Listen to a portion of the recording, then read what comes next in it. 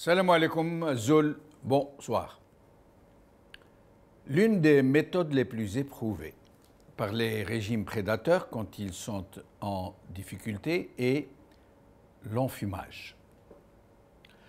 L'enfumage laborieux, le fumigène politique, pour tout brouiller, pour tout mélanger, pour qu'il n'y ait plus de visibilité, pour provoquer une confusion propice à tous les coups tordus, à toutes les tromperies. Et ils ne savent pas, les malheureux, qu'ils sont eux aussi au milieu de leur titanesque enfumage. Titanesque parce qu'ils procèdent d'une logique titanique au moment des violents, c'est-à-dire à la presque fin. Revenons un peu en arrière. Les chefs de l'armée viennent alors d'imposer Tebboune à la tête de l'État, malgré un boycott massif de quasiment tout l'électorat algérien, malgré le plus grand mouvement de contestation politique du peuple algérien depuis l'indépendance. Le régime venait de faire passer en force le président le plus faible de l'histoire de la politique algérienne, à plus forte raison que cela se passait au moment où le peuple algérien était en majorité dans la rue pour exiger la restitution du pouvoir au peuple par les chefs de l'armée et pour exiger l'avènement d'un véritable état de droit. Le puissant chef d'état-major, qui venait donc de faire passer un machin carré dans un trou rond, décéda subitement. Tous les équilibres du régime, très fragilisés déjà, et qui avaient été mis en place à la suite d'une purge jamais observée au sein des cercles dirigeants, furent encore une fois bouleversés par cette disparition. Une laborieuse recomposition des forces a finalement abouti à un très fragile consensus, après l'évacuation de plusieurs acteurs militaires et après, tout notamment, le réchauffement des relations algéro-françaises dont nous ne savons pas encore toutes les compromissions, toutes les connivences. Mais une menace, une très grosse menace, obscurcissait déjà et de plus en plus les horizons du régime. Celle d'une tempête économique qui s'apprête à s'abattre sur le pays et dont les premiers effets, les premières bourrasques commencent à se faire sentir très fortement, alors qu'ils n'en sont qu'à leur début. Même si le régime se démène comme il peut pour colmater les brèches qui s'ouvrent ici et là et de plus en plus. Des fissures de plus en plus béantes et une digue que rien ni personne ne pourra empêcher de rompre. Une menace de crue est dans l'air, dont on entend déjà les premiers grondements au loin, que plus personne ne pourra exorciser par les habituels discours creux, et plus personne n'ignore désormais que tous les facteurs sont en place pour que le fleuve en furie vienne tout emporter. Des mensonges qui encombrent les écuries d'Ogia. La menace est lourde de menaces, si je peux dire, et pas seulement pour la pérennité du régime, mais pour tout le peuple algérien. La crise économique qui s'apprête à s'abattre sur le pays et que rien ne pourra conjurer sérieusement va provoquer, sans l'ombre d'un doute, une révolution multidimensionnelle dans tous les sens du mot révolution et dans tous les mots du mot multidimensionnel.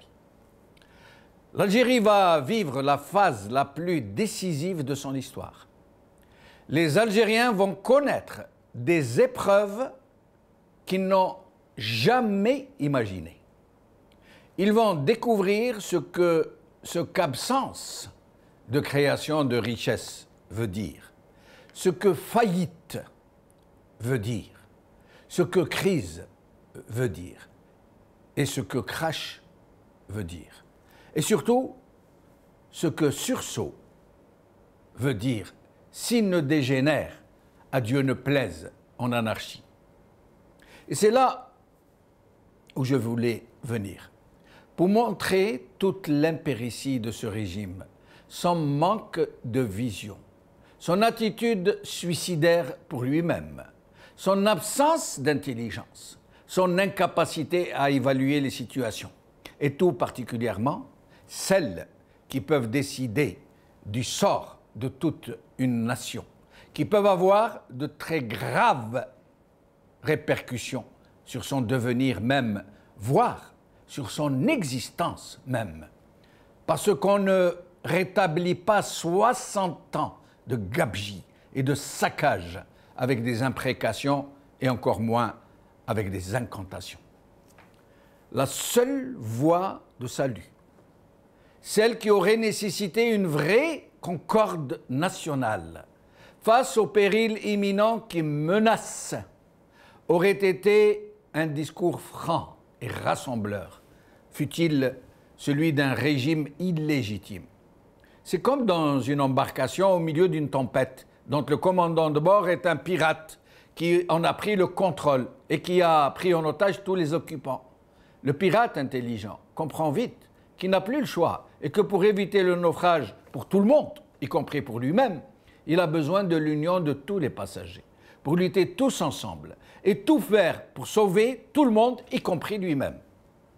Il serait tout à fait stupide que le pirate maintienne ses otages enchaînés alors qu'il ne pourra rien tout seul contre les éléments déchaînés.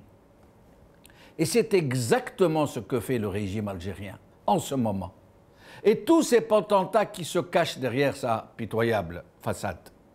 L'imminence du péril aurait voulu que ce régime accepte dans l'urgence de négocier avec toutes les forces et avec le peuple notamment, pour aller très urgemment vers une vraie transition, vers une dynamique de salut public, vers un plan hors sec, organisation des secours. Et surtout, d'aider les Algériens à comprendre ce qui plane au-dessus de leur tête, de ne pas craindre de les choquer, ne pas hésiter à leur livrer l'épouvantable vérité qui déboule. L'urgence n'est pas de leur mentir, de les rassurer, de les bercer et de les rendormir, de leur dire que l'Algérie a généré plus de 25 milliards de dollars en produits agricoles pour la seule année 2019. Mais l'urgence est de leur exiger des sacrifices et de la sueur, de les préparer à de très lourdes privations pendant des années, de les éveiller à la nécessité de se serrer la ceinture pendant des années, de travailler très dur pendant des décennies pour pouvoir reconstruire tout ce qui a été dévasté, tout ce qui a été rasé. À plus forte raison que tout doit être reconstruit jusqu'à cette mentalité de la rente dans une Algérie vache à lait qui a été finalement abattue et mangée en brochette.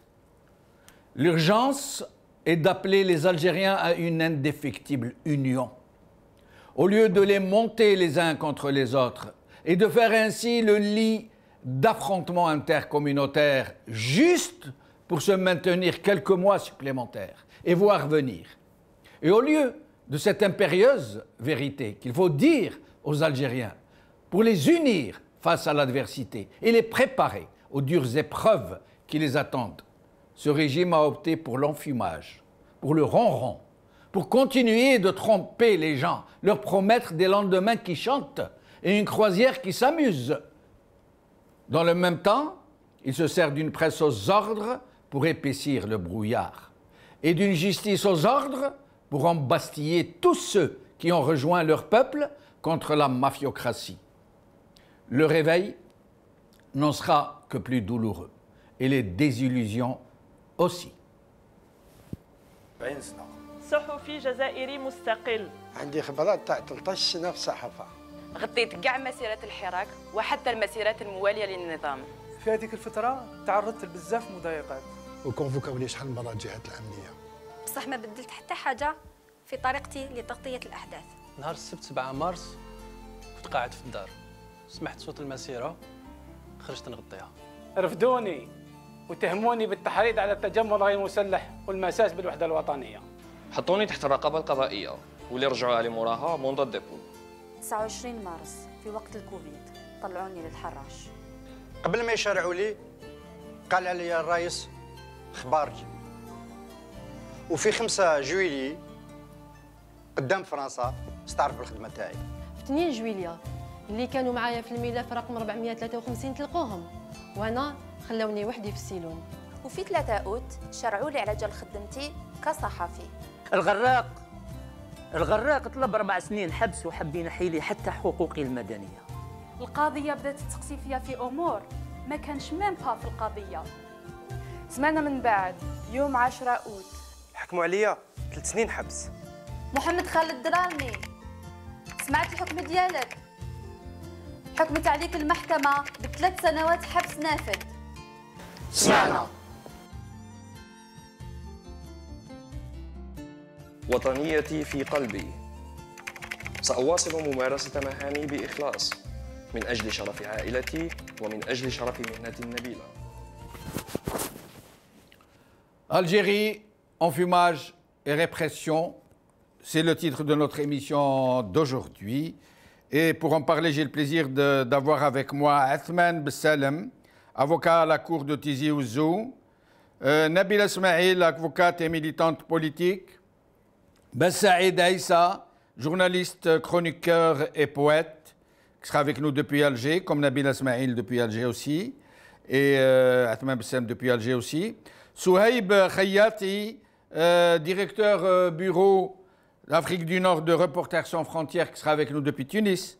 Et Fatiha Razi, militante des droits de l'homme, qui sera avec nous depuis le Canada. Et je vais commencer par elle, si elle est avec nous. Fatiha Razi, merci d'avoir accepté notre invitation. Bonjour Jamal Eddine. Bonjour. Bonjour. Je ne pense pas que tant qu'on vit sous cette voyoucratie, il y ait de bonjour. Les bonjours viendront quand on aura complété notre indépendance. En tout cas, merci de me donner la parole encore une fois. Merci. Et en fait, je pense comme tous les Algériens ou comme toute personne concernée par les droits humains ou par l'humanité, c'était un choc hier ce qui s'est passé. Ici à Montréal, avec le décalage horaire, on découvre les choses tardivement et donc c'était un choc, mais je pense que comme beaucoup d'Algériens, peut-être que des millions d'Algériens, j'ai pleuré hier. J'ai pleuré Khaled Drami et son incarcération injuste, son procès injuste, mais j'ai aussi, mais surtout, et je pense que c'est le cas de beaucoup d'Algériens, pleuré la justice terna. Le fait qu'elle ne soit pas indépendante, on a pleuré les libertés fondamentales, on a pleuré la liberté, on a pleuré les droits de l'homme. En fait, hier, c'était une bulle qui explose, c'était une injection de rappel stéroïdien de tout ce pourquoi il y a une révolution en Algérie. Tout ce contre quoi on est sorti, tout ce contre quoi il y a tout un peuple qui se révolte. Mais Fatiha Razi, la question qu'on se pose aujourd'hui, après cette gueule de bois, hein, si je peux me permettre, après, oui, j'allais venir. comme vous le dites si bien, vous avez eu les informations tardivement par rapport au décalage horaire, et un peu tout le monde en Algérie est en train de reprendre ses esprits, de découvrir que l'innommable s'est produit, encore qu'il s'est déjà produit. Nous ne l'avons pas dit suffisamment, mais notre confrère Abdessameh Abdelhi a été condamné lui aussi à 3 ans de prison. Sauf que sa propre famille nous a demandé de ne pas trop en parler. C'est vous dire le terrorisme dans lequel vivent les familles. Quand on leur a demandé pourquoi, ils ont dit non, il vaut mieux pas, ils risquent de le condamner plus lourdement encore. Et après la condamnation, ils nous ont dit non, il est entre leurs mains encore, il pourrait lui faire du mal, c'est vous dire. Hein. Mais donc les Algériens sont en train de se réveiller et de se dessiller, et ils sont en train de se dire mais ces gens-là, ils sont plus que suicidaires. Est-ce qu'ils ne voient pas que la situation est gravissime, que l'idéal aurait été qu'on se mette tous d'accord, y compris avec le régime, pour essayer de sauver le pays avant qu'il ne sombre? Oui, dans la terminologie que vous avez utilisée en commençant, vous l'avez dit, il y a un régime qui tente de terroriser le peuple. Oui. Et le cas où l'affaire de Khalid, je pense que, comme vous disiez, après le choc et après la montée d'adrénaline, on commence à faire son deuil et on commence à se dire, ok, qu'est-ce qu'on fait de toute cette rage? Est-ce que juste on est anéanti, on abandonne, on démissionne, ou est-ce qu'au contraire on prend cette rage et on nourrit avec notre détermination, on nourrit avec les combats qui restent à être menés, et là on tombe dans l'analyse et on se dit, ok, qu'est-ce qui s'est passé? Qu'est-ce que ça dit? Premièrement, qu'est-ce que ça dit du régime, cette affaire? Est-ce que ça dit de lui qu'il est au plus fort? Est-ce que ça dit de lui qu'il est au plus faible, au point j'allais dire, de se mouiller à ce point, que ce soit sur un plan national ou international, ou est-ce que ça y est, il n'y a plus d'État? Honnêtement, moi, je me pose cette question. Est-ce que c'est l'effondrement de l'État? On a vu une photo circuler de Tebboune pointant du doigt Khalid Drarni. Est-ce que ça y est, il n'y a plus d'État? Et c'est Tebboune qui sort un Khalid et qui fait rentrer un Khalid à sa guise. Auquel cas, quelles mesures, quelles actions prendre si c'est le cas? C'est ça la question fondamentale qu'il faut se poser. Mais aussi, le plus grave dans la situation quand on y pense, c'est qu'on est, à force de subir les chocs, comme vous avez dit, des condamnations et tout ça, il y a eu, et moi c'est ça qui m'attriste et qui me fait peur, c'est pas les condamnations, c'est l'état d'esprit dans lequel on se retrouve malgré nous, où on en arrive à espérer des peines légères. Et sur le plan international, comme vous venez de le dire, qu'est-ce que notre communauté du Canada s'apprête à faire? Je vais vous dire comment c'est déroulé, mais juste pour finir, il faut aussi qu'on sache que, parce que là, on a entendu les avocats, on a entendu tout le monde se choquer du fait qu'il y avait 3 accusés dans la même affaire et que les peines n'étaient pas les mêmes. Oui, c'est une question que nous allons poser aux avocats qui sont avec nous aujourd'hui, justement. Mais c'est ça, mais ne faut-il pas s'offusquer qu'il y ait des peines même? Est-ce que c'est le bon état d'esprit dans lequel on est? De se dire que Belarbi ou Hmetouch ont été condamnés à 2 ans avec 4 mois ferme seulement et qu'on espérait la même chose pour Khalid? Est-ce que ce n'est pas un des pièges de la contre-révolution dans lequel on est en train de tomber quand on est dans cet état d'esprit-là?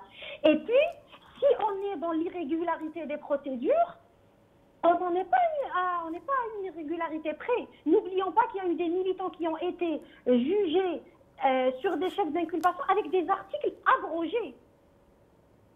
Là, au moins, ils utilisent un article caduc et obsolète, mais il y a un militant Abouira qui a été condamné sur la base d'un article abrogé. Donc moi, je voulais juste revenir sur ça, et comme vous disiez tout à l'heure, ok, là, c'est le lendemain, qu'est-ce qu'on fait et comment on agit? Premièrement, il faut être dans l'analyse, il faut avoir un bon état d'esprit et se dire que non. Le message que je voudrais faire passer pour pas être trop longue, et je reviendrai à ce qui s'est passé à Montréal et ce qui a été fait et ce qu'on prévoit de faire.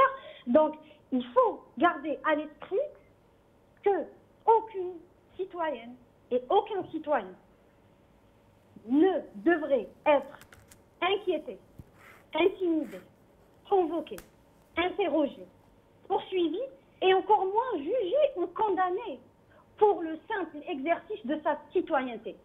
Pour le simple exercice, ne parlons pas d'un droit constitutionnel ou légal, parce que nous savons tous que ça vaut et que c'est hibra ala waraq.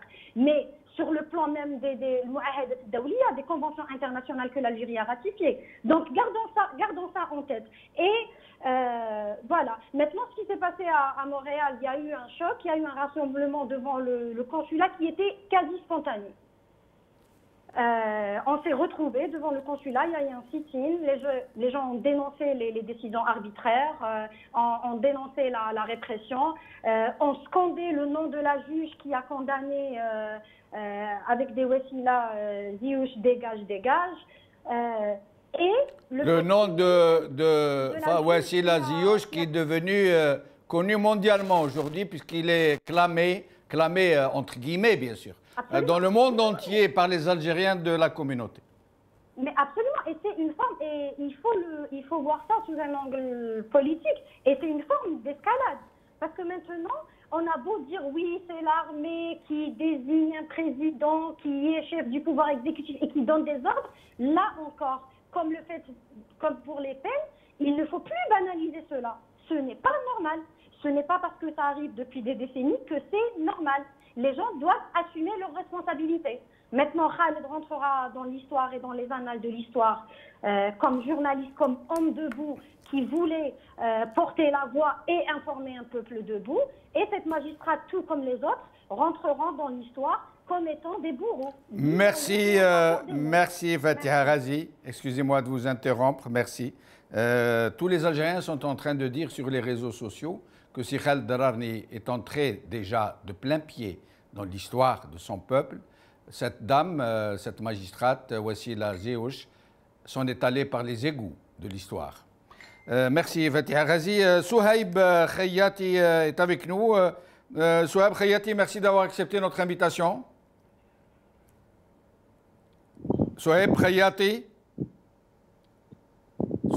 Souhaib Khayati. Est-ce que vous me recevez? Oui, on vous reçoit, Souhaib Khayati. Vous êtes directeur du bureau Afrique du Nord de Reporters sans frontières à Tunis. Merci d'avoir accepté notre invitation. Je vous en prie. Alors, au sujet de cette affaire Dararni, quelle est la position de Reporters sans frontières? Jusqu'au dernier moment, nous, on a espéré que le bon sens prévale chez la justice algérienne. On savait déjà le régime à court d'arguments sur le dossier Khaled parce que pendant l'audience du 3 août, il avait réfuté toutes les accusations qui lui ont été portées. Il a bien précisé qu'il était journaliste, qu'il n'a fait que son métier de journaliste, qu'il a couvert le Hirak, mais aussi bien d'autres manifestations hostiles au Hirak, qu'il a été professionnel jusqu'au bout. Donc on pensait que ces arguments véridiques et qui retracent ce qui s'est passé sur une année depuis l'enclenchement du Hirak allait être suffisant pour la libération de Khaled, mais il n'en a pas été de la sorte. La justice algérienne, c'est clair, c'est une justice aux ordres qui a reçu les ordres, l'ordre d'incarcérer Khaled et d'en finir avec Khaled et ce qu'il symbolisait une fois pour toutes.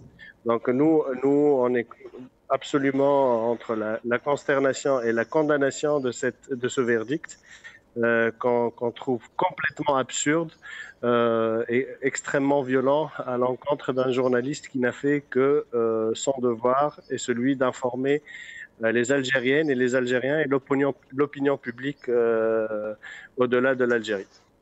Et est-ce que vous avez pris langue avec le régime algérien et si oui, quelle en a été la teneur et la réaction surtout?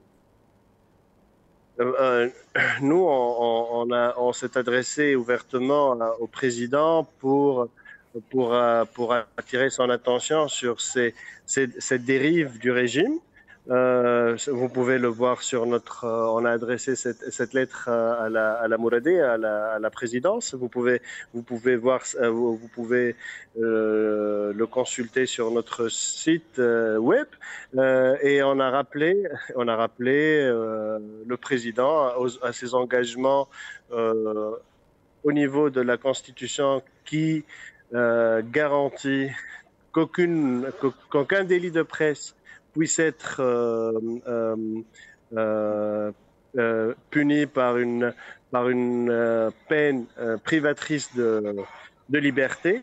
D'un côté, c'est constitutionnel, c'est l'article 50 de la Constitution. Et puis, on l'a rappelé à tous les engagements internationaux de l'Algérie en faveur de la liberté de l'expression et la liberté de l'information.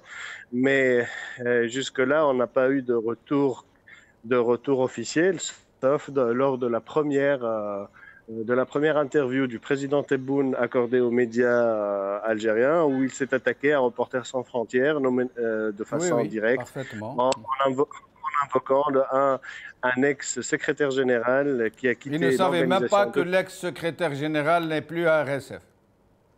Depuis 2008, ça fait une vie entière qui n'est plus là, et RSF a pris ses distances. Il a voulu utiliser cette histoire de cet ex-président de RSF juste pour dire de lui que c'est le fils d'un ex-pied noir. Voilà. Vous voyez un peu l'usage de ces vieux fonds de commerce. L'Algérie est indépendante depuis plus d'un demi-siècle. Ouais. Depuis plus d'un... Voilà, 60 ans. Voilà. Je pense que la France a quitté l'Algérie depuis 60 ans et qu'il y a des relations diplomatiques avec la France et on a perçu des messages d'amitié clairs envers la France de la part du président Tebboune. Donc ça, c'est un argument spécieux, il n'est plus recevable. Un argument spécieux, en effet. Il y a un autre point sur lequel je veux revenir. Oui, je vous en prie. Le fait d'être défenseur des droits de l'homme, le fait d'être militant des droits de l'homme, le fait d'être un opposant au régime, avec des liens avec des organisations internationales qui œuvrent pour la défense des droits de l'homme, la défense aux droits de l'information, au droit la liberté de la presse, ne fait d'aucun Algérien un traître. Il faut en finir avec ce récit qui fait qu'on divise les Algériens en arabophones, en francophones et en amazigh. L'Algérie est une et les Algériens ont le droit d'être différents et d'avoir des aspirations différentes sur le niveau politique, sur le niveau des droits, et ils peuvent les exprimer et c'est garanti par Souhaib avec cet argumentaire. Khayati, merci infiniment. Oui. Merci de nous avoir éclairé. Au plaisir de vous revoir. Alors, j'accueille à présent le maître Athman Bessalem, avocat à la cour de Tizi Ouzou. Athman Bessalem, merci d'avoir accepté notre invitation. Merci à vous pour votre invitation, pour ce moment très douloureux de notre histoire et de l'histoire de la liberté de la presse et d'expression en Algérie. En effet. Alors, d'abord, votre sentiment sur cette histoire, sur cette affaire désormais dite Drarni. En premier lieu, avant peut-être d'y aller dans le fond de l'affaire et de la question, je pense que nous sommes tous sous le choc. Je pense que le titre du journal Liberté aujourd'hui résume un peu notre état d'âme de la situation. Je pense que c'est le choc. C'est un peu, on ne s'attendait pas à une telle condamnation, même si on sait que des relais à l'intérieur du pouvoir algérien veulent très bien condamner lourdement Khaled Drarni par rapport à sa position en tant que journaliste vis-à-vis de la couverture du Hirak et de toutes les manifestations dans le territoire national, mais on ne s'y attendait pas à une telle, entre guillemets, méchanceté, à une telle haine gratuite de la part des institutions de l'État, qui doivent être à la base des institutions neutres et des institutions qui pouvaient au minimum respecter une certaine limite dans la politisation de la justice. Mais pour revenir donc à notre sentiment, je pense qu'on est vraiment attristé, qu'on est vraiment triste, que ce soit les militants des droits de l'homme, que ce soit les avocats, que ce soit les simples citoyens lambda, c'est tout le monde qui est sous le choc. Pourquoi? Je pense en premier lieu parce que Khaled Drarni représente en quelque sorte un élément très rare au sein de la presse algérienne. Je n'en dis pas qu'il n'y a pas d'autres, mais il y a énormément d'autres journalistes qui sont très honnêtes, qui font leur travail, mais dans la situation où nous sommes, ils sont très rares. Et le courage dont ces gens-là vraiment font apparaître et a touché pas mal d'Algériens, et des milliers d'Algériens. Je pense donc en premier lieu, c'est ce courage-là de Khaled Drarni qui a fait de lui donc ce qu'il est, le héros de la presse algérienne. Il faut le dire, je pense que c'est un héros de la presse et que son nom va rester dans les annales. Il a eu le courage donc d'affronter tout cet appareil de répression à longueur de plus d'une année pour dire ce qu'il pense. Donc ça, c'est en premier lieu. En deuxième lieu, je pense que c'est quelqu'un qui fait son travail d'une façon très professionnelle. C'est quelqu'un qui vérifie ses sources, c'est quelqu'un qui vérifie ses informations, c'est quelqu'un qui sait transmettre l'information. Il sait très bien pertinemment comment transmettre une information, comment gérer l'information et comment couvrir un événement. Je pense que ça aussi a apporté un peu beaucoup plus de sympathie vis-à-vis de Khaled Drarni. Et son parcours aussi, il a bien démontré à travers les entretiens qu'il a menés, que ce soit avec des chefs d'État, que ce soit avec des ministres, que ce soit avec des hommes politiques d'opposition.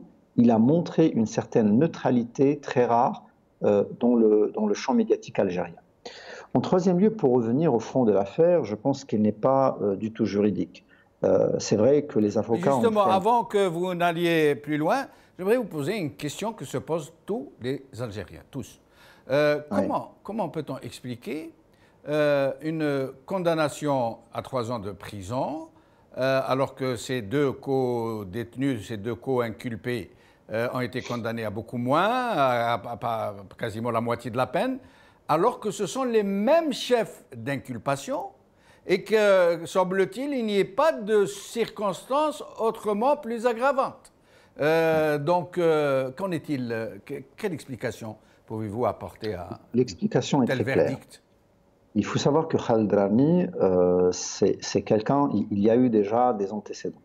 C'est qu'il a été convoqué à plusieurs reprises par les services de renseignement, donc il a été auditionné au centre Antar, et selon même le témoignage de Hassan Kadi sur les réseaux sociaux, on démontre bien que certains généraux et certains colonels des services, y compris à l'époque le général Wassidi Bouaza, avaient même instruit un dossier à l'encontre de Khaled Drarni. Et ce qu'il y avait en réalité, c'est que c'est une demande très simple. La demande envers Khaled Drarni, c'était d'arrêter de couvrir le Hirak. C'était la demande très claire des services de renseignement algériens. Qu'est-ce que les services de renseignement ont à foutre, désolé pour le terme, dans le domaine de la presse, on n'en sait rien. Donc, mais la situation en est là. La situation est là, c'est que les services des renseignements algériens ont demandé clairement à Khaled Drarni d'arrêter la couverture de la scène politique algérienne. Pourquoi ils ont demandé cela? Parce que Khaled Drarni, c'est un journaliste, comme je l'ai dit, qui respecte l'éthique et la déontologie de son travail. Il a démissionné de certains organes de presse parce que ses confrères dans la profession usaient de pratiques contre la déontologie de la profession journalistique. Même s'il en avait tout à gagner. Il avait vraiment sacrifié des postes même à l'étranger, même dans des plus prestigieux organes de presse, juste pour rester dans le pays, de travailler et de couvrir le Hirak. Et donc cette situation, rajoutant à cela son professionnalisme, avait poussé donc les organisations internationales, les chancelleries internationales, les médias internationaux de suivre Khaled Drarni. Il faut savoir que Twitter de Khaled Drarni, c'est un compte qui est vraiment suivi à la lettre par toutes les organisations internationales, par tous les médias internationaux. Donc pour celui, et même les experts internationaux en matière de politique algérienne, quand ils veulent se ressourcer sur ce qui se passe de l'actualité algérienne, ils partent en premier lieu vers le compte de Khaled Drarni sur Twitter ou bien sur ce que Khaled Drarni couvre à travers le Hirak. Donc, cette capacité à convaincre l'autre à donner une information saine avait dérangé les services algériens. Donc, de ce fait, ils l'ont convoqué à plusieurs reprises donc, au centre de rétention de la capitale, donc les centres des services, et Khaled n'avait pas abdiqué. Et c'est quelque chose de vraiment exceptionnel. C'est rare, les journalistes ou bien même les hommes politiques qui vont être vraiment menacés de sorte, et c'était clair, la menace était claire vis-à-vis de lui, vis-à-vis de sa personne. Et même les premières convocations, il n'a même pas osé, pas par peur, mais par volonté d'assumer sa position et d'assumer ses positions, même pas d'informer les opinions publiques. Mais tellement il a décidé de continuer à couvrir le Hirak, et on est arrivé jusqu'à chez lui pour l'emmener et faire des auditions et le menacer. Et pour terminer de cela, donc, le témoignage de Hassan Kadi était très clair, donc le général Ouassini était vraiment furieux, donc, ainsi que plusieurs responsables des renseignements algériens. Donc il fallait quand même couvrir ça avec une couverture. La couverture qu'il voulait couvrir la condamnation de Khaled, c'est un agent étranger, c'est quelqu'un qui donnait des informations. Khabarji, une balance. Ouais, voilà, exactement. Donc, ils ont essayé d'influencer donc des cercles très proches de la présidence. Ils se sont imposés donc à l'intérieur donc de la présidence, et donc Tebboune avait abdiqué à cette stratégie, à cette position des services, en disant que Khaled Drarni donnait des informations régulières à l'ambassade de France pour dire les choses telles qu'elles sont. Donc, il fallait le condamner. Ce gars-là ne voulait pas abdiquer, ne voulait pas coopérer. Il avait bien signalé dans l'une de ses interventions dans une initiative de médias alternatifs de Weshderna qu'il ne va pas quitter le pays et qu'il ne va pas arrêter de diffuser l'information du terrain. Ça a mis tout le monde furieux, donc il fallait le condamner, il fallait l'arrêter. Donc, la question s'est posée sur quelle modalité il faut l'arrêter. Essayer de travailler sur la question d'espionnage ou bien de collaborationnisme avec l'étranger, donc ça va poser des problèmes diplomatiques avec la France ou bien avec d'autres pays avec lesquels l'Algérie a des relations diplomatiques, donc ça pose problème. Le condamner sur le délit de presse, donc l'article 50 de la Constitution est très clair sur ce plan, c'est que le délit de presse n'est pas puni par une peine d'emprisonnement, donc il fallait passer Khaled Drarni comme étant un criminel, comme étant un dealer de droit commun, donc atteinte à l'unité nationale et aussi incitation à un attroupement non armé. Donc, c'est là un peu la raison de la condamnation très lourde de Khaled Drarni, c'est que c'est quelqu'un qui n'a pas voulu marchander ses valeurs, marchander ses principes. Et nous allons revenir à vous. Vous êtes avec nous jusqu'à la fin de l'émission, avec Bassaïd Issa. Je rappelle qu'on vient de me dire à l'oreillette que la maman de Khaled Drarni a essayé de nous joindre hier en vain et que nous avons réussi à avoir son numéro de téléphone. Nous allons l'appeler tout de suite pour essayer de la faire participer avec nous. Bassaïd Issa, merci d'avoir accepté notre invitation. Vous êtes journaliste, chroniqueur et poète. Bassaïd Issa, sur cette affaire Drarni. Jamaldine Ben Chenouf, je suis entre consternation, colère, incompréhension. Je suis comme tout le monde. Excusez-moi, Bassaïd, de vous interrompre. Le son est très mauvais. Je vais vous laisser entre les mains de la régie pour essayer d'arranger ce problème. Avec nous, Nabila Smaïl, maître Nabila Smaïl, avocate et militante politique. Nabila Smaïl, merci d'avoir accepté notre invitation. Merci à vous de m'avoir invité. Merci.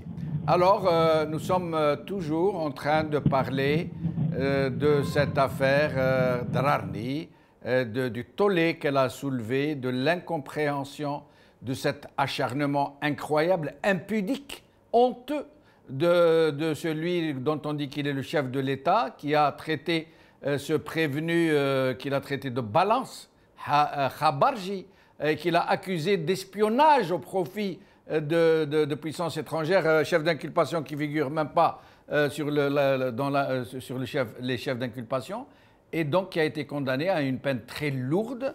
Nabila Smaïl, votre sentiment sur cette affaire? Je ne peux pas parler de mes sentiments sur cette affaire parce que On n'est pas là pour pleurer, ou pour se plaindre ou pour se lamenter sur quoi que ce soit. On est là pour constater et pour envisager peut-être une autre forme de riposte ou de lutte. Parce que là, moi, je considère que c'est une atteinte à la justice, c'est une atteinte au droit, c'est une violation de toutes les lois, c'est une grave violation des conventions internationales qu'a ratifié l'Algérie et qui sont suprêmes à la loi interne.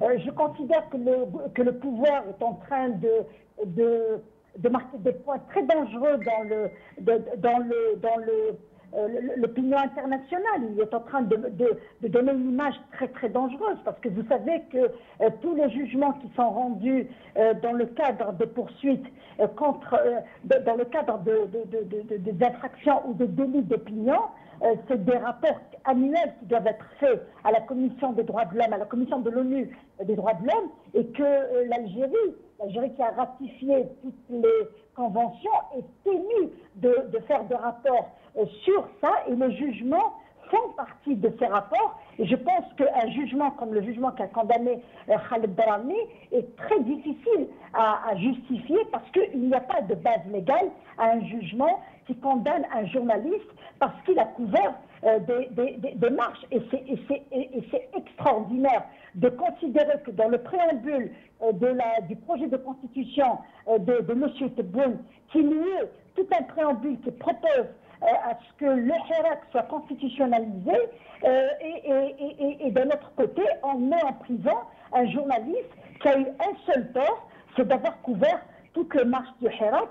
Et le jour de sa comparution devant le tribunal de Sidi Mohamed, il avait répondu à toutes les questions en disant « J'ai couvert les marches du Hirak et j'ai couvert les marches qui ont soutenu le 5e mandat. Donc pourquoi vous m'arrêtez pour ça? Je n'ai pas commis de délit de presse. » Alors la juge était complètement prise dans ses pinceaux et elle lui dit non. Et elle a commencé à lui poser des questions sur des sommes d'argent qu'il aurait reçues en euros et qu'il a justifié. Il a dit ça, c'est... Mais Nabila Smaïl, c'est une question que je viens de poser à votre confrère Athman Besselem. Comment expliquez-vous qu'un même chef d'inculpation reproché à 3 inculpés n'aboutisse pas à la même peine de prison, alors qu'il n'y a pas de peine de circonstances aggravantes particulières? Nabila Smaïl, est-ce que nous l'avons perdu? Nous l'avons perdu, nous allons essayer de la retrouver. Madame Drarni nous a appelé juste pour nous saluer. Elle s'excuse de ne pouvoir s'exprimer en antenne. Elle a tenu à nous appeler juste pour nous dire bonjour, mais aussi pour vous saluer, vous tous et vous toutes, et vous remercier de tout ce soutien que vous apportez à son enfant. Alors, je reviens à Bassaïd Aïssa. J'espère que le son est meilleur. Bassaïd Aïssa, est-ce que vous nous entendez? Ah oui, je vous entends. Moi, est-ce que vous m'entendez? On vous entend très bien, là. Et je vous laisse vous exprimer et je vous laisse nous dire votre sentiment, en rappelant à notre cher ami Nabil Esmaïl, quand je demande à quelqu'un de nous dire son sentiment, ce n'est pas ses sentiments, mais ce qu'elle pense de l'affaire. Je vous en prie. D'accord. Jean-Bart Jamel-Zdé, merci de m'avoir invité et je salue tous les téléspectateurs de Aoulas TV. Je vous disais tout à l'heure, avant d'être interrompu, que je suis entre consternation, incompréhension, colère. J'espère uniquement que cette colère dans laquelle, cet état dans lequel je suis ne va pas alterner un peu mon analyse sur cette situation. Je m'y attendais un peu, malheureusement. Comme je l'ai dit plusieurs fois, je n'attends rien de bon de ce pouvoir, surtout quand il s'agit de la presse. Il avait décidé depuis longtemps de la bâillonner, de la mettre au pas. Il a réussi, on peut dire, à 80%. Il reste encore des voix ici et là qui osent s'exprimer. Et la voix de Khaled Darani en est une. C'est un journaliste qu'on a voulu salir. Et permettez-moi d'utiliser la plume d'Émile Zola et pour m'exprimer et pour dire j'accuse cette justice qui est aux ordres, j'accuse aussi mes confrères, certains de mes confrères, je dirais, qui sont aux ordres de ce pouvoir. J'accuse aussi certains autres journalistes qui prétendent être libres, mais qui ont uniquement écrit, par exemple, sur leur page Facebook 3 ans, 3 points d'exclamation. C'est à travers tout ça, ces comportements qui m'ont exaspéré et qui ont poussé ma colère à son extrême. J'accuse aussi les institutions internationales qui se taisent. J'accuse. Tout à l'heure, j'ai entendu parler de la position française. Revenons à la position française. Non, de Reporters sans frontières. De Reporters sans frontières. Oui, mais Reporters sans frontières peut avoir une position digne. Mais moi, je pense qu'il ne faut rien attendre de ces pays qui lèvent les droits de l'homme, la liberté de la presse comme étendard. C'est faux. Je vous rappellerai juste qu'à un certain moment, il y avait une certaine Ramayad qui venait d'Afrique. Elle est arrivée en France à 21 ans, elle est devenue ministre de la République. Elle avait déclaré qu'elle ne servait à rien. Les droits de l'homme, c'est du pipeau, si je peux m'exprimer ainsi. La presse française également sert des lobbies. Il ne faut pas qu'ils nous bassinent avec leur démocratie. J'aimerais également très vite attirer votre attention qu'il y a demain un rassemblement devant l'ambassade d'Algérie à Paris, organisé par le réseau contre la répression et pour la libération des détenus politiques, dont je suis un des fondateurs et des premiers signataires. J'appelle les Algériens à être présents en nombre. À quelle heure demain? Je n'ai pas exactement. Je pense que ça doit être vers les. Je pense que ça doit être vers les coups de 14 heures, si je ne me trompe pas. Je reviens sur l'affaire de Khaled Drahini. Khaled Drahini, ils ont essayé de le salir, de salir sa famille, de bafouer son honneur. Il ne faut pas, je pense qu'il ne faudrait pas accepter. Je reviens à une déclaration que j'avais faite au milieu du Hirak, dans cette foule, il y a juste un an, après la mort de Kamel Din Khar, qu'on a exécuté, qu'on a fait taire aussi.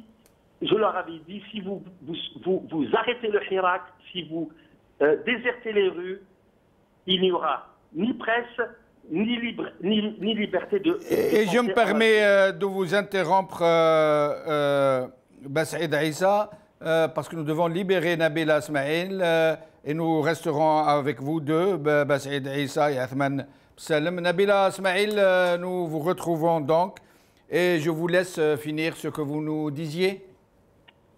Je disais que l'Algérie, en faisant... pas l'Algérie, parce que l'Algérie est beaucoup plus grande que le pouvoir qui est en place.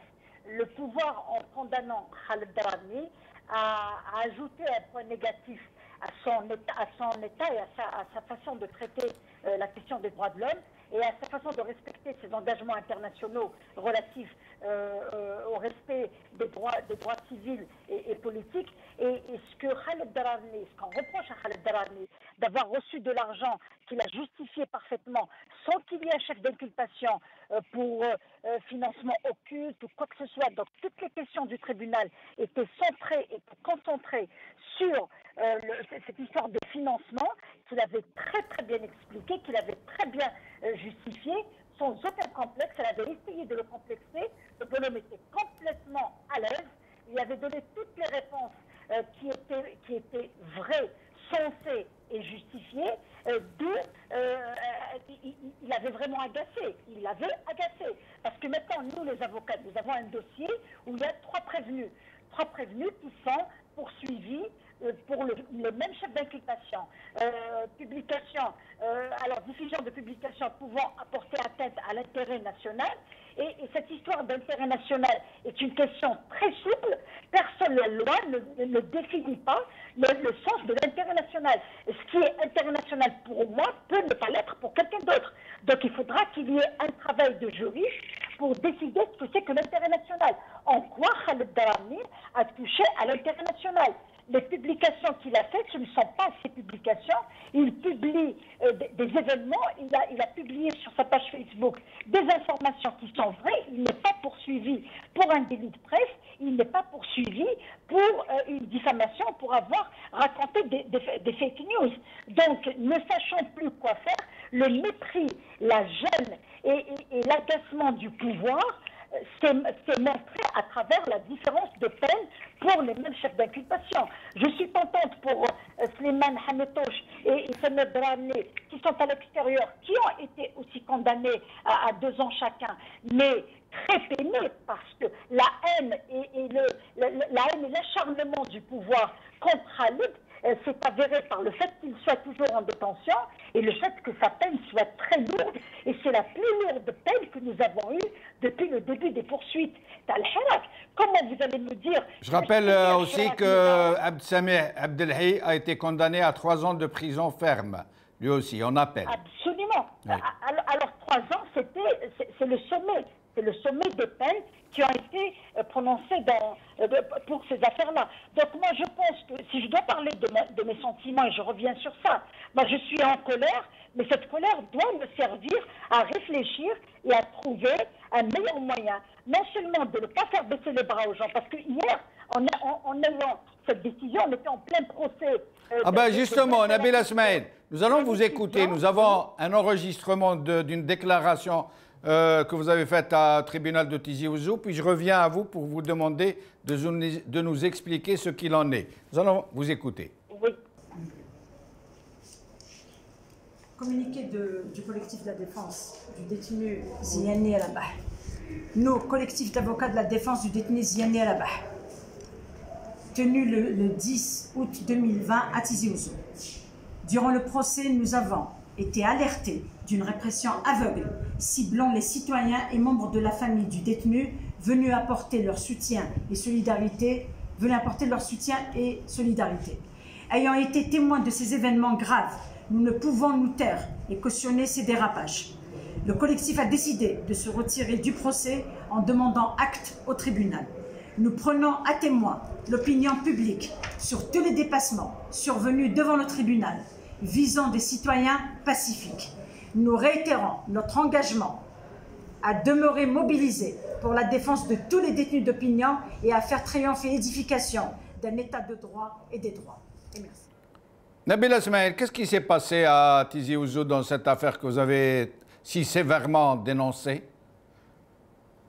Écoutez, ce qui s'est passé, c'est qu'il y a eu déjà deux procès qui ont précédé celui du jeune étudiant Ziani Al-Abah. Pendant les 2 procès, les choses se sont déroulées le plus normalement du monde. Les avocats ont plaidé.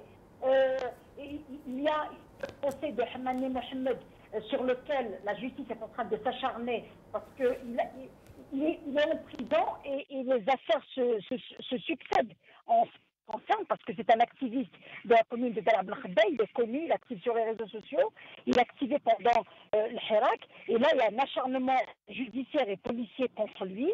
Bon, son procès est passé et là arrive le procès du jeune étudiant dans la famille. Et le comité de village était venu assister dès la matinée au procès. Et comme vous savez que les conditions d'un procès équitable, les conditions d'un procès public n'étant pas réunies, ils sont venus, on les a filtrés, on les a empêchés de rentrer au tribunal, donc ils sont restés à l'extérieur pour attendre le déroulement et les nouvelles du procès. Donc, depuis 9h du matin, ils étaient là, ils avaient brandi des pancartes en demandant la libération de leurs camarades et de l'étudiant et de leur fils. C'était sa famille et le comité du village.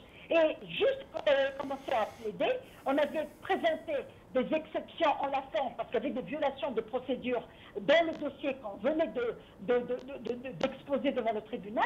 Là, il y a un avocat qui rentre, Maître Tahli, et il nous informe qu'il y a eu la répression à l'extérieur. Il était 5h30.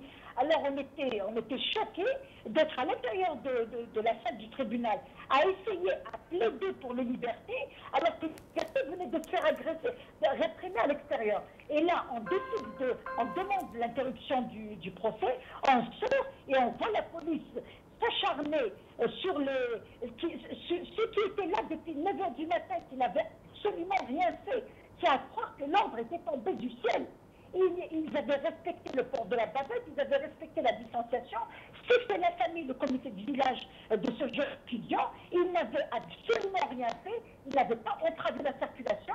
Ils étaient en retrait, en face du tribunal, et on les voit les embarquer dans les fourgons de police et dans la loge du tribunal. Et là, on n'a pas pu supporter ça. On ne peut pas être des avocats défenseurs des droits de l'homme et assister à une telle répression sans rien faire. Alors, on rentre, on rédige un communiqué, l'audience reprend, demande au juge de nous donner acte que la défense se retire pour contester contre la répression qui venait d'avoir lieu en face du tribunal où se déroulait un procès où toutes les conditions d'un procès équitable n'étaient pas réunies. Et là, le tribunal dit, je ne peux pas vous donner acte que de ce qui se passe en audience. Alors on dit, on se retire et pour préserver les droits du détenu, on désigne 2 avocats qui vont plaider pour lui. Là, on s'est retiré, on était plus de 20 avocats, on s'est retiré, nous avons désigné 2 pour plaider le dossier de... Et c'était les 2 avocats que la famille avait constitués, donc le collectif s'est retiré. Il s'est retiré, on a rédigé, parce que je continue à dire qu'on ne peut plus servir de faire valoir à une justice aux ordres. Parce que eux, ça les arrange qu'il y ait un collectif de 50 avocats qui viennent plaider jusqu'à 2 h du matin, mais ils sont obstinés à rendre la décision qu'on leur dicte. Donc nous, en assistant et en participant à ce genre de procès, nous leur donnons l'argumentaire selon lequel le prévenu a eu droit à une défense. Les prévenus, ils ont eu 14-20 avocats, le juge les a écoutés, il ne les a pas interrompus, mais ça ne sert à rien.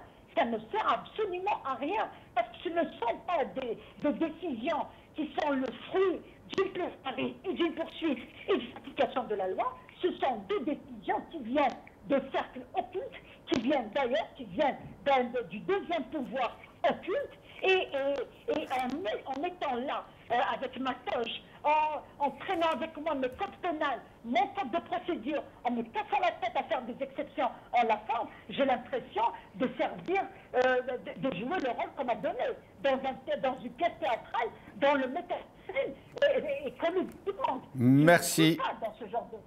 Je ne joue pas. Donc moi, le mot de la fin, c'est que Khaled Darani est le 2e point négatif dans le répertoire de la justice algérienne après le scandale du procès de Tabou.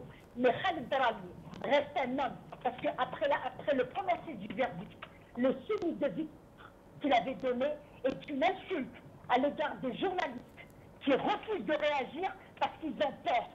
Moi, je fais partie, je suis l'enfant d'un journaliste qui a résisté alors qu'il avait reçu son linceul à la maison. Je suis la Merci. journaliste qui a refusé l'exil rien que pour rester en Algérie et accompagner et rester avec ses amis. Alors je sais ce que c'est que la menace, je sais ce que c'est que le principe. S'il faut mourir pour ces principes, on va mourir pour nos principes.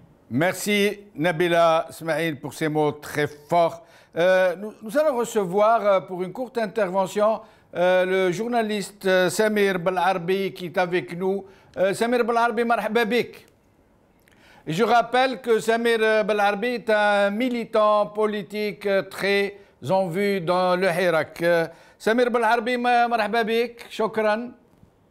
السلام عليكم شكرا لك وشكرا على الاستضافه. وعليكم السلام ورحمه الله. اولا تي في وكل مشاهديها في الداخل وفي الخارج. الله يبارك فيك. سمير بالعربي شفناك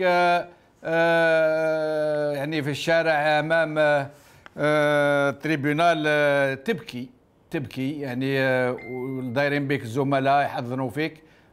تقدر تقول لنا علاه بكيت يعني هذاك النهار؟ اولا نقول باللي المحاكمه سمير بالعربي خالد الدرامي سليمان حميطوش منذ بدايتها من يوم اعتقالنا هو اعتقال سياسي ومحاكمه سياسيه واحكامها ايضا كانت احكام سياسيه لانه التهم التي وجهت الينا طبقا للماده 100 او الماده 79 التحريض على التجمع غير المسلح والمساس بالوحدة الوطنية. لا يوجد أي دليل يديننا بهذه التهم لا من قريب ولا من بعيد. كان هناك جهة داخل النظام هي التي أمرت باعتقالنا، وهي التي أصرت على إيداعنا سجن الحراش منذ 10 مارس، والتي أصرت على إدخال خالد الدرارني يوم 29 مارس. أنا قلت للقاضية في المحكمة أن هذه الجهة اليوم في السجن،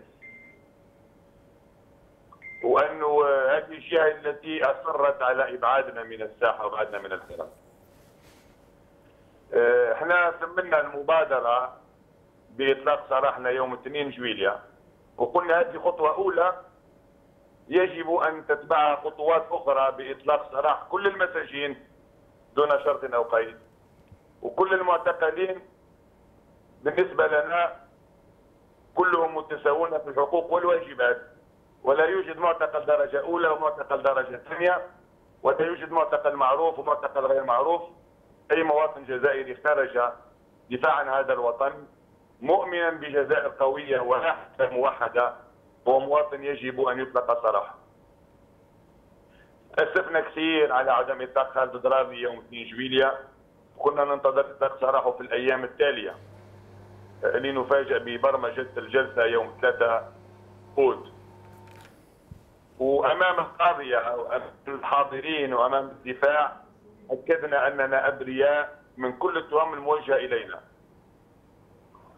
لن أعطيك جديدا إذا قلت لك أنه كنا متأكدين أنه لن ننال البراءة في محكمة سيدي محمد، لأنه ما كانش واحد معتقل من معتقلي الحراك نال البراءة في محكمة سيدي محمد.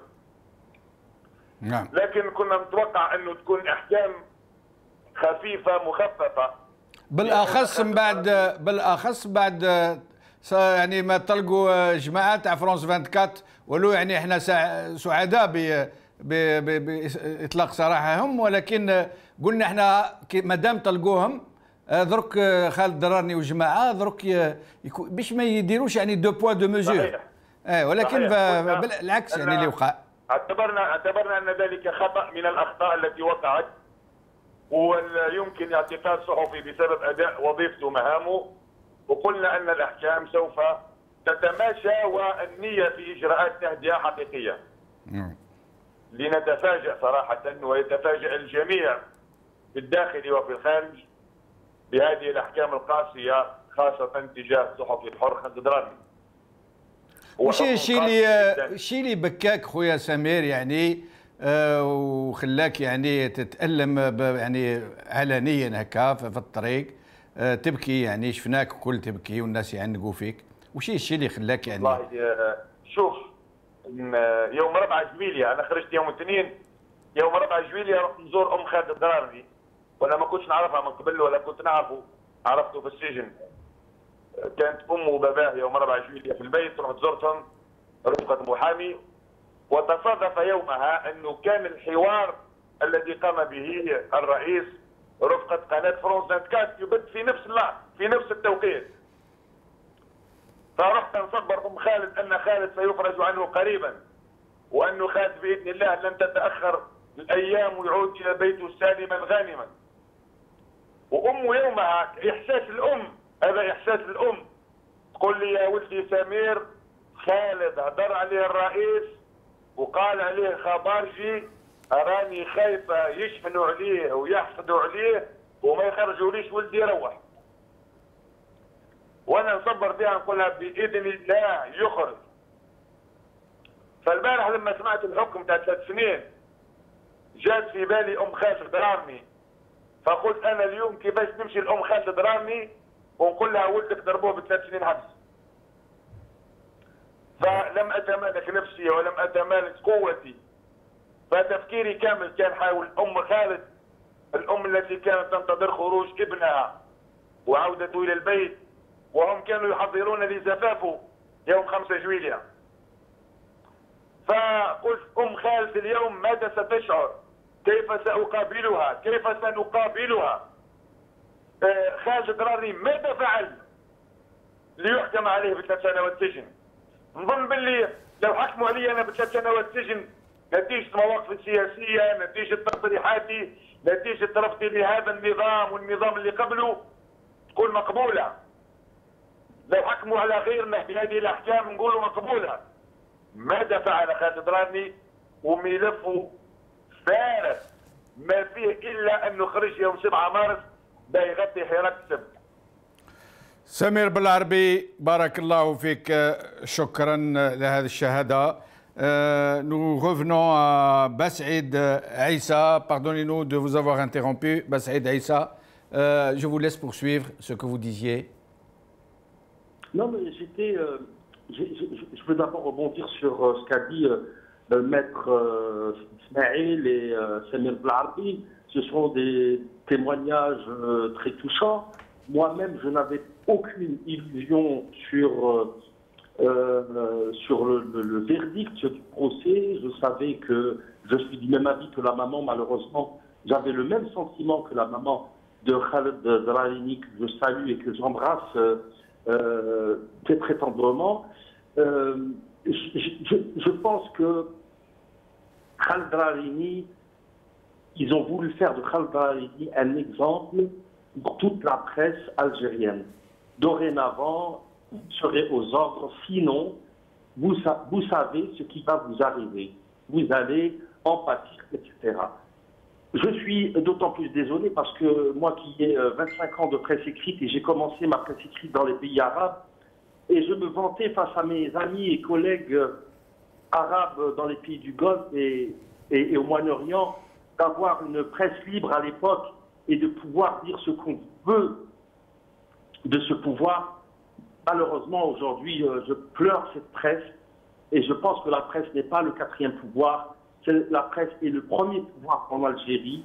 Je lance la presse est le premier pouvoir en Algérie, vous avez dit? Non, je voulais dire que pardon, heureusement que vous m'aviez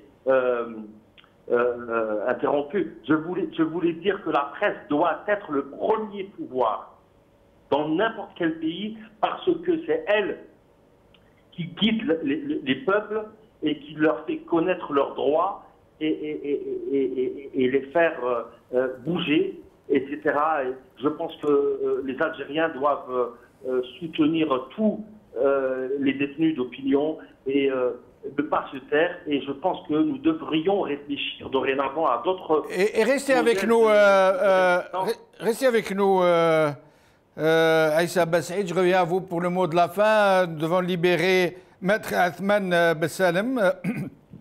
Maître Athman Bessalem, il y a une question que se posent tous les Algériens qui se disent aujourd'hui, il est vrai que les avocats qui sont aux côtés des détenus politiques, de ces gens qu'on embastille juste parce qu'ils osent protester, parce qu'ils osent dénoncer ce régime, ils disent, tous ces avocats qui font preuve de dévouement, de mobilisation, de militantisme, pourquoi ne se retirent-ils pas tous massivement?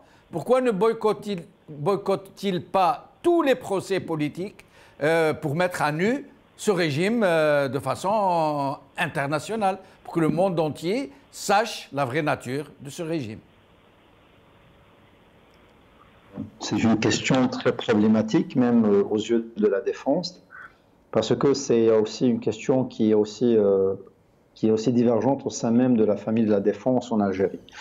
Mais je pense aussi que même les détenus d'opinion, les détenus politiques, ont aussi des avis différents, ainsi que leurs familles. Parce que, après tout, il y a ce soutien psychologique, ce soutien moral, cet accompagnement des détenus à travers toutes les étapes, donc de l'instruction, de l'affaire, à l'intérieur de la prison, face du magistrat, face au parquet, etc. Je pense qu'il y a toute une affaire aussi psychologique et juridique. D'un autre côté, ça permet aussi d'avoir les informations, les motivations politiques et même des fois juridiques, mais d'une façon déformée de la justice algérienne, de l'institution judiciaire vis-à-vis des détenus d'opinion. Mais d'un autre côté aussi, ça permet ce lien avec l'opinion publique. Donc ce lien entre le détenu et l'opinion publique qui pourra informer l'opinion publique par rapport à ce qui se passe. Donc pour ce qui est du boycott, je pense que ça sera vraiment une question très problématique, ça ne sera pas très évident. Personnellement, j'en suis pas très rapproché de cette idée, Parce que même durant la révolution algérienne, si on pense par exemple à l'idée de ce qu'on appelle les procès de rupture, pour reprendre un petit peu le concept de Jacques Vergès, donc quand il avait pris donc les détenus donc les moujahidines de l'époque, et à leur tête Jamil Abouhired, donc ils savaient pertinemment qu'ils allaient être condamnés par la justice française. Ils savaient pertinemment qu'ils allaient être condamnés à des peines très lourdes et même des fois à des condamnations à mort. Mais le plus important dans sa stratégie, c'était un peu d'informer l'opinion publique, que ce soit à l'intérieur du pays, que ce soit les Algériens, que ce soit aussi l'opinion internationale, pour essayer de politiser l'affaire, de politiser ce qui se passe à l'intérieur et d'essayer de communiquer et d'essayer aussi d'attirer l'attention de tout le monde vis-à-vis de l'injustice qui s'appliquait. Je pense pertinemment que cette question est importante. Je pense que le droit à la défense doit être garanti, quelle que soit l'issue des verdicts, parce que, disons, ça va mettre un peu la justice algérienne ou bien le pouvoir algérien à nu. Je pense qu'il est de facto, il est directement déjà mis à nu par rapport à tout ce qu'il est en train de faire vis-à-vis des militants, des journalistes, des hommes politiques, des partis politiques agréés de l'opposition. Donc, je pense qu'il est déjà mis à nu. Je pense déjà que le discrédit des institutions algériennes, surtout judiciaires, à partir surtout de ces dernières années, avec les condamnations à tout va, je pense que ça, c'est une question claire. Mais je pense que de laisser les détenus d'opinion seuls face à leurs bourreaux, pendant des périodes allant jusqu'à une année ou une année et demie, je pense que ça, ce n'est pas vraiment quelque chose de sage. Merci. Athmane Besselem, merci beaucoup. Au plaisir de vous revoir dans nos émissions.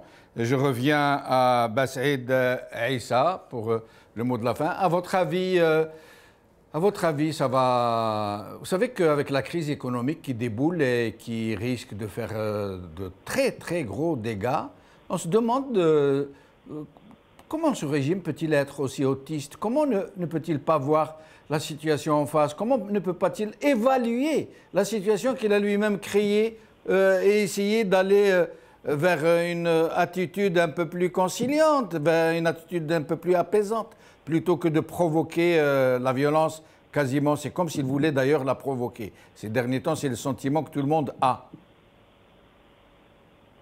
Je ne pense pas que le pouvoir algérien ira vers l'apaisement. Il faut juste se rappeler que depuis 1962, tous les pouvoirs successifs en Algérie ont été arrogants, ont eu des politiques populistes. Je pense que le pouvoir a des soutiens à l'étranger, c'est-à-dire de certaines grandes puissances, sinon il ne manœuvrerait pas de la sorte. Je pense aussi, je l'ai dit depuis il y a un an déjà, que la répression va à crescendo et que ce pouvoir ne va et il va imposer sa loi coûte que coûte. Et moi, ce que je déplore, c'est le mutisme des organisations internationales et des pays étrangers. J'aurais aimé aussi avoir une pensée pour que sa mort ne soit pas vaine, parce que c'est l'un des plus grands défenseurs des droits humains à travers le monde. J'ai cité le docteur Kamaldeen Frère qui nous a quittés il y a 14 mois. J'espère que sa mort, j'espère que le combat vers la liberté de la presse et vers la liberté tout court des Algériens, vers une vraie, réelle démocratie sur le terrain, j'espère que sa mort ne sera pas vaine. J'espère que les Algériens se rappelleront toujours les gens qui ont milité pour qu'ils soient libres. J'ai une pensée aussi pour un jeune ingénieur de Taman Rasset qui est passé en comparution immédiate et qui a écopé de 2 ans et on n'en a pas suffisamment parlé. J'ai une pensée à tous les jeunes qui ont essayé tant bien que mal de résister à ce pouvoir et qui restent debout malgré son acharnement. Merci beaucoup Aïssa Bassaïd, merci Souhaib Khayati, merci Fatiha Ghazi, merci Nabil Ismail, merci Athmane Besselem. Moi aussi j'ai une pensée pour Kamaldeen Frère. Rabbi Rahmou, je salue son combat.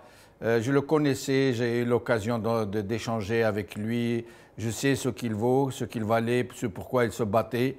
Et j'ai une pensée pour tous ceux qui croupissent en prison, dont on a oublié nombreux parmi eux qui croupissent dans les geôles du régime depuis les années 90, qui ont été totalement occultés, oubliés, comme s'ils n'étaient pas des êtres humains, comme s'ils n'avaient pas le droit à la justice. Je rappelle qu'ils ont été jugés par des magistrats en cagoule, après avoir été très violemment torturés, qu'ils ont signé des aveux sous la torture, et plus personne ne parle pour eux. Je salue aussi la mémoire de Mohamed Tamelt, Rabbi Rahmou, qui a été piégé pour rentrer en Algérie et qui a été assassiné, c'est le mot qu'il faut utiliser, il n'y en a pas d'autre. Et je salue tous ceux parmi nos compatriotes qui, malgré le risque qu'ils ont couru, et ils le savaient, n'ont pas hésité à se ranger du côté de leur peuple pour manifester, pour dénoncer l'innommable, pour dénoncer la prédation, pour dénoncer la violence, pour dénoncer ces gens qui ont pris notre avenir, celui de nos enfants, en otage. Merci beaucoup, Aïssa Bassaïd, encore une fois. Merci à vous, chers amis, de nous avoir accompagnés tout le long de cette émission. Il faut tenir bon, il faut rester unis. C'est notre seul gage de survie. Si nous ne restons pas unis, ils vont faire exploser l'Algérie. C'est aussi simple que ça. بقاو على خير بالسلامة.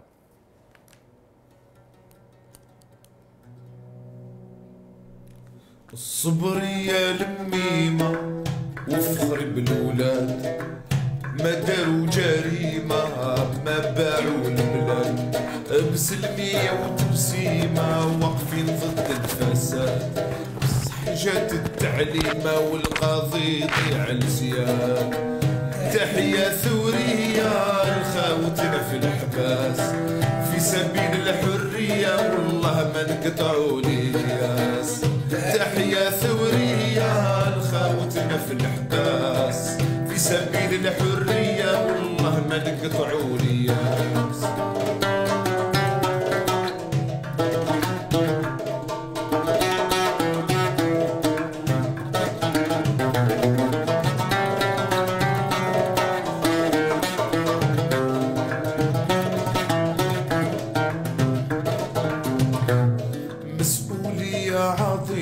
على ركبة القياد كذبوا في اليتيمة وشراو صوت العباد راحت ريما القديمة وحبينها تنعاد يخيطوا لها كوستيمة ويحطوها في الفصاد تحية ثورية لخاوتنا في الحباس في سبيل الحرية والله ما نقطعوا الياس تحية ثورية لخاوتنا في الحباس في سبيل الحرية والله ما نقطعوا الياس